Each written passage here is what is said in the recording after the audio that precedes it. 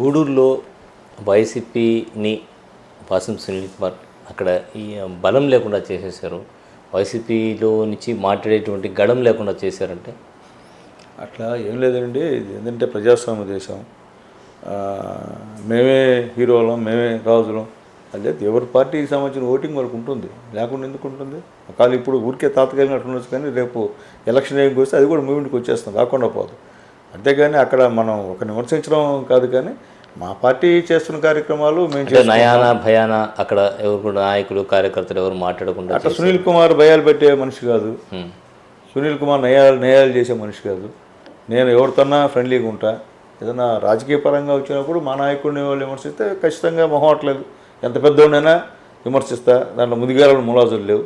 మా జోలికి రాకుండా మా పార్టీ నాయకుల జోలికి రాకుండా మేము కూడా జోలికిపోం, అవసరం లేదు మాకు.